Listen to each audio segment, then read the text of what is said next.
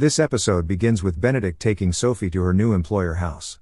Sophie asks him if her new employers are kind, or if they have children. Benedict replies that they have many. Benedict takes her to the Bridgerton house and reveals that she will be working for his mother, but Sophie doesn't like the Bridgerton family, and decided that she will find a position elsewhere.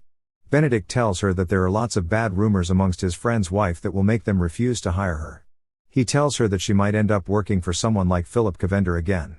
Sophie replies that if she knew she would be working at the Bridgerton house, she would have never left Cavender house. Benedict managed to convince her that their house is a large house, they will hardly see one another, he's only trying to help since she doesn't have any other option. Benedict shows Sophie to his mother, and she decided to talk to him privately. Violet tells Benedict that there are no positions at the present, and Mrs. Wilson has heard rumors that the girl is not to be trusted. Benedict tells her that it was Sophie who saved his life, so he trusts her. Violet goes to thank Sophie for saving her son's life, and asks if she has any letter of introduction from her last employer. Benedict answers that her last employer was very unkind, Philip Cavender. She asks Sophie about her qualifications, and she replies that she knows about the latest fashions, she can clean, read, write, and even speak French.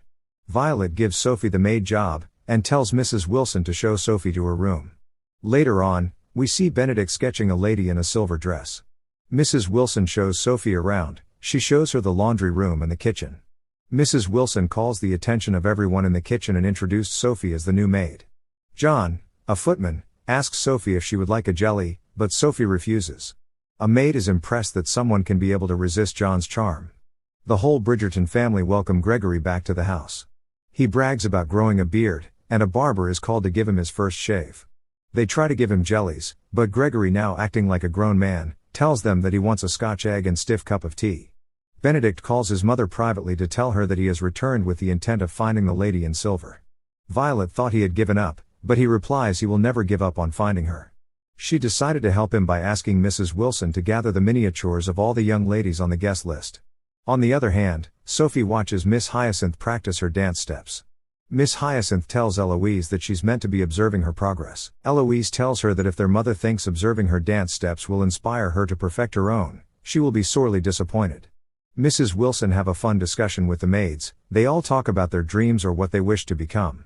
Mrs. Wilson asks Sophie if she has any hidden talent, and she answers that she can mend. Later that evening, after Mrs. Wilson informs Violet that her carriage is ready, Violet asks her if she can be able to arrange an evening tea with someone alone, without her children or anyone in the Bridgerton house knowing. Mrs. Wilson assures her that she's going to arrange that. Benedict bumps into Sophie and asks her if she's happy working here. Sophie replies that everyone has been so generous to her, and even thanks him for securing a position for her friend Hazel. Violet discusses with the girls concerning why Benedict hasn't found a wife yet. She tells them that he's still searching for the lady in the silver dress, and they all decided to render assistance to find such lady for Benedict. Eloise brings up the topic on how fascinating her new maid is, and the other girls are so surprised on how a maid could have been such education. The next morning, Violet invites Sophie for a tea. She tells Sophie that she has won over the hardest Bridgerton to impress. Eloise cannot stop talking about her.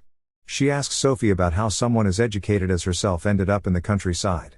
Sophie tells her that she lost her parents when she was younger, she worked for a former master before Cavender, and left when they both had a disagreement. She doesn't wish to talk further about it. Violet tells Sophie that she may feel her position here is temporary, but it can be permanent if she wants because her girls are very fond of her. Violet later tells Agatha that there is something about Sophie that makes her want to protect her, it's as if she's running away from something. Benedict sees Sophie looking at the stars in his room. She is about to go, but he tells her to stay. He touches her hand and is about to kiss her, but Sophie asks that she wants to dismiss herself. In her bedroom, Sophie couldn't sleep and she's later seen trying to masturbate, but doesn't seem satisfied. Violet meets Benedict the next morning, and tells him that she might have found the girl in a silver dress he has been looking for, and her name is Mrs. Hollis. Mrs. Hollis shows up with her mother for introduction, but Benedict seems lost looking at her as he imagines her in the silver dress. Benedict has already started falling in love with her, especially when he finds out she knows how to swim, but his feelings suddenly stop when Sophie enters the room to serve them tea. She mistakenly pours the tea on Benedict's hand, and Violet decided to dismiss the gathering. Sophie seems to be jealous and angry because he filled her head with ideas last night. He tells her that he doesn't love Mrs. Hollis. Sophie says it's hard for her seeing him, and he promises that he will be staying more at the bachelor lodge so she will hardly see him. She sees Benedict packing his bags, and she feels so emotional. Benedict tells Violet that he has given up on his search for the lady in silver dress. Violet tells him that there will be other ladies who he will find a spark, young ladies of the tons in silver or otherwise. Mrs. Wilson asks all the maids to take the night off, though the maids invite Sophie to join them at the tavern. Sophie forgot something in her room, and as she goes to get it, she bumps into Benedict and they both kissed. After a long romantic moment, Benedict asks Sophie to be his mistress, but she angrily leaves him unanswered. Thank you for watching, guys. If you love recaps, please subscribe to this channel and keep watching. Bye.